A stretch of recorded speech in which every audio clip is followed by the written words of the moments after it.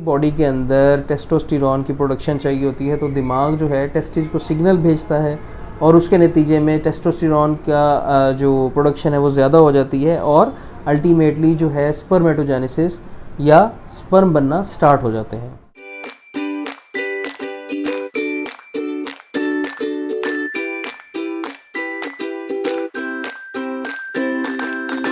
अस्सलाम वालेकुम, welcome to euro talks with doctor Haris. मेरा नाम डॉक्टर मोहम्मद सदीक हारिस है और मैं एक कंसल्टेंट यूरोलॉजिस्ट हूँ।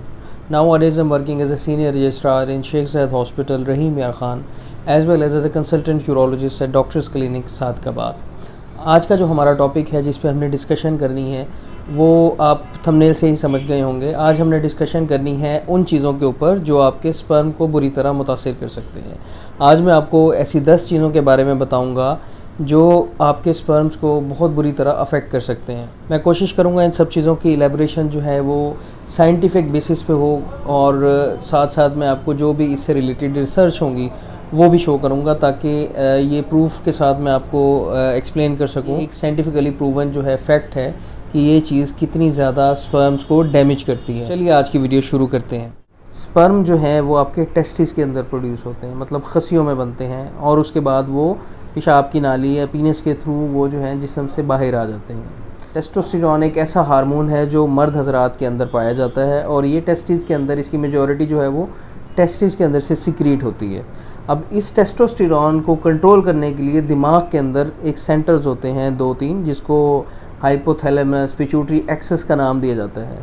अमूमी तौर पर दिमाग जो है यहाँ से सिग्नल भेजता है टेस्टोस्टेरोन प्रोडक्शन के लिए टेस्टिस के अंदर।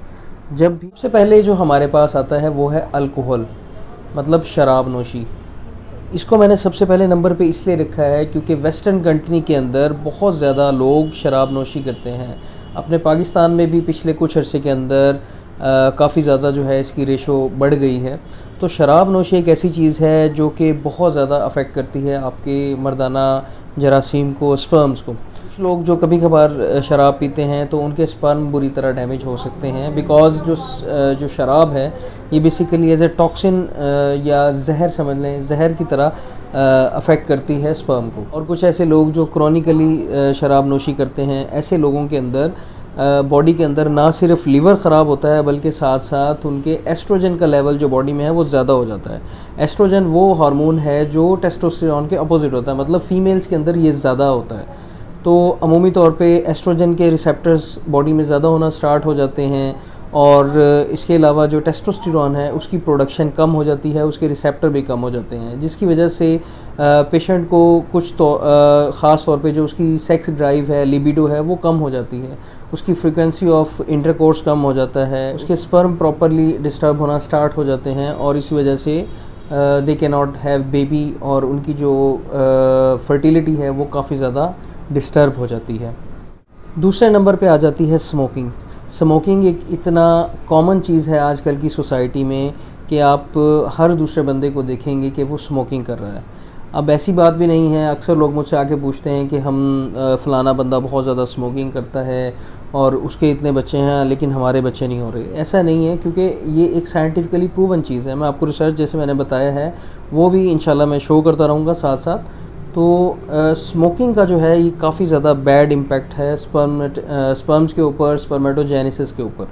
अमूमी तौर पर जो स्मोकिंग है इससे रेडिकल ऑक्सीजन स्पीशीज़ पैदा होती हैं जिसकी वजह से जो है ऑक्सीडेटिव स्ट्रेस जो है बॉडी में इंक्रीज़ हो जाता है। अब इसकी वजह से आगे जाके स्पर्म जो हैं वो डैमेज होना शुरू हो जाते हैं, उनका डीएनए फ्रेगमेंटेशन हो जाती है, उनकी क्वालिटी ख़राब हो जाती है, उनकी हरकत ख़त्म हो जाती है और उनकी शक्ल सूरत भी बिगड़ना शुरू हो जाती है। ये सब चीज़ें मिलके एक मेल को इनफर्टाइल बना देती हैं। तो अगर आप स्मोकिंग करते हैं तो सबसे पहले मेरी एडवाइस है कि स्मोकिंग से जान छुड़ा लें। जितना जल्दी आप जान छुड़ाएंगे उतना ही ज़्यादा आपके लिए कारगर और मुफीद साबित होगा। तीसरे नंबर पे आ जाती हैं ड्रग्स। अब ड्रग्स जो हैं इनमें से कुछ मेडिसिन भी हो सकती हैं और कुछ जो है वो नशा आवर चीज़ें भी हो सकती हैं। अमूमी तौर पर जो लोग आजकल अफ़ीम, चरस, इसी तरह इससे मिलती जुलती चीज़ें कंज्यूम करते हैं, कैनबिस, इन सब की वजह से स्पर्म जो हैं वो बुरी तरह मुतासिर होते हैं। टेस्टोस्टेरोन की प्रोडक्शन डिस्टर्ब हो सकती है और स्पर्म बहुत ज़्यादा जो है वो क्वांटिटी में भी कम हो सकते हैं।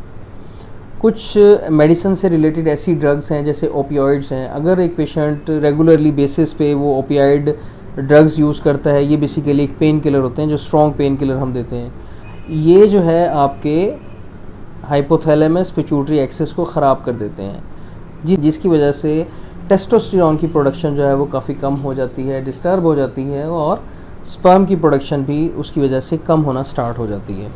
इसके अलावा एक बहुत ही बुरा नशा है, वो है कोकेन। कोकेन एक ऐसा एलिमेंट है जो ब्लड वेसल्स जहाँ भी आपकी बॉडी में है उसकी वेजो कंस्ट्रिक्शन करा देता है। इसी तरह ये ब्लड सप्लाई जो है उस जगह की ख़त्म कर देता है।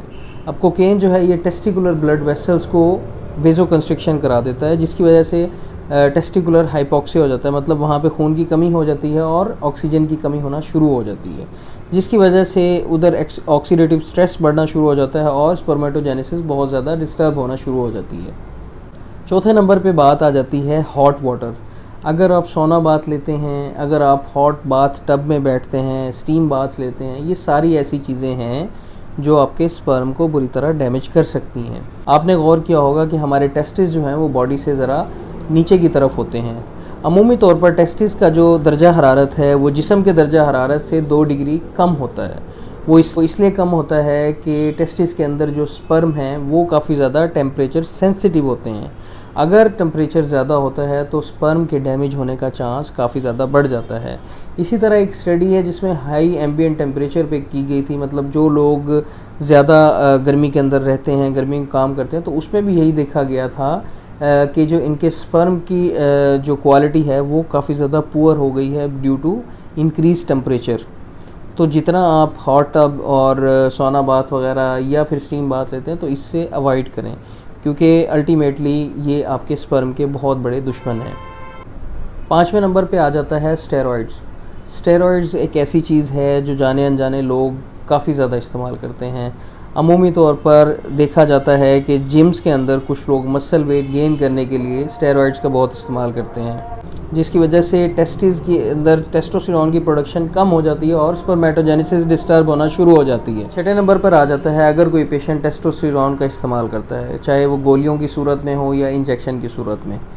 अक्सर देखा गया है कि कुछ जीपीज़ और ख़ास तौर पर गायनेकोलॉजिस्ट जो मेल इनफर्टिलिटी को ट्रीट कर रहे होते हैं, वो स्पर्मेटोजेनेसिस को इम्प्रूव करने के लिए पेशेंट्स को टेस्टोस्टेरोन के इंजेक्शन या टैबलेट स्टार्ट कर देते हैं, जिसकी वजह से पेशेंट के साथ काफ़ी ज़्यादा प्रॉब्लम होना स्टार्ट हो जाते हैं। जो एंडोजीनसली वो टेस्टोस्टेरोन जो टेस्टिस के अंदर से प्रोड्यूस होता है वो काफ़ी ज़्यादा अफेक्ट हो जाता है। अगर आप टेस्टोस्टेरोन बाहर से लेंगे तो जिस्म के अंदर जो टेस्टोस्टेरोन बनता है उसकी कमी हो जाएगी और उसकी वजह से जो स्पर्मेटोजेनेसिस है, स्पर्मेटोजेनेसिस के अंदर कमी आ जाएगी और स्पर्म जो हैं आपके डैमेज होना स्टार्ट हो जाएंगे। 7वें नंबर पर आता है कि अगर आप बहुत ज़्यादा बैठते हैं, आपका काम ऐसा है, या आप अपनी जो लैपटॉप है उसको लैब में यूज़ करते हैं, उसकी वजह से भी जो पेल्विस का नीचे का जो आपका टेम्परेचर है वो ज़्यादा हो जाता है और उसके अंदर स्पर्म डैमेज होने के चांसेस काफ़ी ज़्यादा रहते हैं। 8वें नंबर पर आ जाता है सोया प्रोडक्ट्स और प्रोसेस्ड मीट। सोया प्रोडक्ट्स जो हैं, जो भी पेशेंट सोया प्रोडक्ट्स इस्तेमाल करते हैं, ये बेसिकली ईस्ट्रोजेंस होते हैं। इसकी वजह से ईस्ट्रोजन रिसेप्टर्स के अंदर जो है वो काफ़ी ज़्यादा इंक्रीमेंट हो जाता है, इंक्रीज़ हो जाते हैं और साथ में ये टेस्टोस्टेरोन का जो लेवल है उसको कम कर देते हैं। इसके अलावा जो प्रोसेस्ड मीट है जैसे KNNs है या कोई भी चीज़ आप प्रोसेस्ड मीट की सूरत में लेते हैं, जो फ्रोज़न फूड आइटम्स होते हैं जो मीट से रिलेटेड, तो इस सूरत के अंदर भी इनको कंज्यूम करने की वजह से आपके जो टेस्टोस्टेरोन है उसके अंदर कमी होती है और साथ में लिपिड्स जो हैं आपके अंदर बॉडी के अंदर उसके ज़्यादा होने के चांसेस काफ़ी हद तक रहते हैं। 9वें नंबर पे एक बहुत ज़्यादा इम्पॉर्टेंट काज आ जाती है, वो है स्ट्रेस। स्ट्रेस आपको पता है आजकल बहुत ज़्यादा आम हो गया है। हम सब लोग ही, ख़ास तौर पर जो आजकल आवाम है वो बहुत ज़्यादा स्ट्रेस में रहती है। अब स्ट्रेस की वजह से जो कॉर्टिसोल हार्मोन है उसके अंदर बढ़ोतरी आना शुरू हो जाती है और जो टेस्टोस्टेरोन है उसके अंदर कमी आना शुरू हो जाती है। स्ट्रेस की वजह से पेशेंट जो है उसकी लिबिडो कम हो जाती है, उसका दिल नहीं करता हम बिस्तरी करने को, और इसके अलावा उसका मूड अच्छा नहीं रहता, डिप्रेशन में पेशेंट जा सकता है। ये सारी चीज़ें जो हैं वो बुरी तरह एक पेशेंट की सेक्स लाइफ को जो है वो डिस्टर्ब करती हैं। और साथ ही साथ अगर टेस्टोस्टेरोन की प्रोडक्शन कम हो जाती है तो स्पर्मेटोजेनेसिस या स्पर्म बनना वो भी कम हो जाते हैं। आखिरी और 10वें नंबर पर आ जाता है कि अगर आप बहुत कम सेक्स कर रहे हैं, ये भी एक ऐसी कॉज़ है जिसके अंदर आपके स्पर्म जो हैं वो डैमेज हो सकते हैं। देखने में आया है जो स्पर्म्स होते हैं उनकी जो हेल्दी लाइफ होती है वो 3 to 5 डेज़ होती है। अगर एक पेशेंट सिर्फ़ इसलिए सेक्स कम करता है कि वो अपने स्पर्म्स को बचा के रखे ताकि उनकी जो है वो परफॉर्मेंस ज़्यादा बेहतर हो, तो ये उसकी गलतफ़हमी होती है। अक्सर लोग जो बच्चा पैदा करना चाह रहे होते हैं तो उनको चाहिए कि वो रेगुलर इंटरकोर्स करें, ताकि एक तो आपके स्पर्म प्रोडक्शन भी इम्प्रूव होती रहे और साथ में बच्चा पैदा होने का चांस जो है वो काफ़ी ज़्यादा इम्प्रूव होता रहे। वो सारी चीज़ें हैं जिसकी वजह से स्पर्म जो हैं वो काफ़ी ज़्यादा डैमेज हो सकते हैं। मैं उम्मीद करता हूँ कि आप लोगों को इस वीडियो से बहुत फ़ायदा होगा और इनमें से जो भी आदत आप लोगों के अंदर हैं या आपके जानने वालों में है तो आप उनको अच्छी तरह गाइड कर सकें ताकि वो जो है हेल्दी अपनी जो है सेक्सुअल लाइफ गुजार सकें। इसी तरह हेल्थ से रिलेटेड वीडियोस देखने के लिए मेरे चैनल को लाइक करें, सब्सक्राइब करें। अपना बहुत ख्याल रखें, दुआओं में याद रखें। अल्लाह हाफ़िज़।